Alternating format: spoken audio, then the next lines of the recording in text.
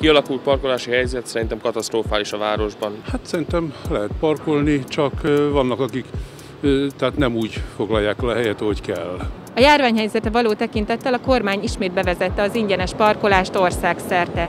Nyakunkba vettük ezért Józsefváros utcáit, hogy a járókelőket kérdezzük tapasztalataikról.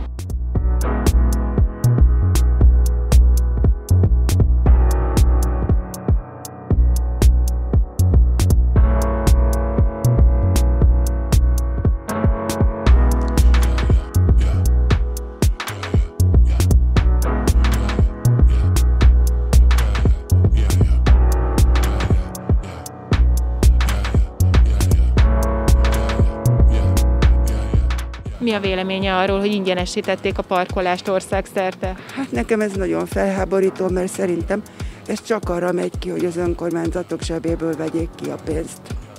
Szerintem ennyi. Bármi jó hatását érzékeli ennek? Nem. Csak azt, hogy sokkal rosszabb lett. És ugye az önkormányzatokat ezzel meg szerintem kivéreztetik.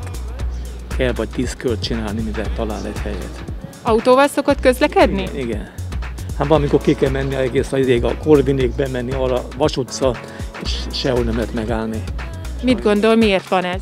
Hát ezt nem tudom. Ugyanúgy dugók alakulnak ki mellékutcába is, tehát nem főútvonalon vagyunk, mellékutcában vagyunk, dugók alakulnak ki, mert mindenki parkolóhelyet keres, leáll, tényfereg, tanács, rádudálnak, nem tudja, mit csináljon, megy tovább körbe.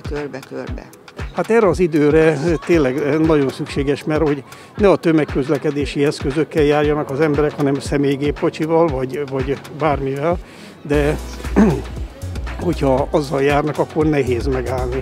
Tehát, hogyha nem teszik lehetővé, hogy meg tudjanak állni, akkor baj van.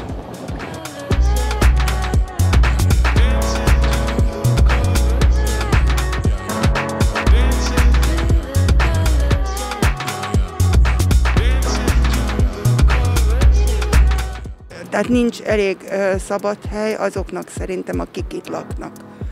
Mi is néha nem tudom hányszor teszünk kört, mire találunk helyet. Általában az egész parkoló helyzettel kapcsolatban én abszolút autó ellenes álláspontot képviselek. Olyan tekintetben, hogy dugódíjpárti vagyok, stb. Szóval minél jobban korlátozzák az autóknak mondjuk nem ilyen helyzetben, de általában az autóknak a használatát. Annyira siralmas minden, hogy ez a legkevesebb már ez a parkolás tulajdonképpen, szóval csak ezt tudom mondani, hogy már kicsit olyan elengedtem például ezt a dolgot, nem tudok mindenen idegeskedni. It's crazy, and this is also in Dohány utca in Kazinczy, that area is impossible. Ha valahol el akar menni vásárolni az ember, akkor ott hagyja az autót, nem tudja mennyi időre vásárolja jegyet meg Tehát ez egy sokkal egyszerűbb és tényleg akkor praktikusabb, és nem találkoznak olyannal esetleg, aki fertőzött. Saját kocsiba talán nem fertőződik.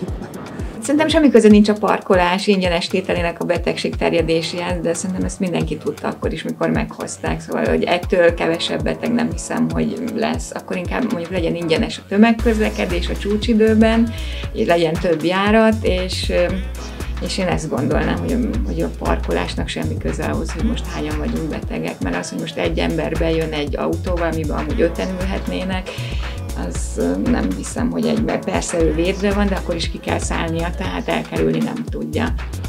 Másfajta hibridebb, több fajta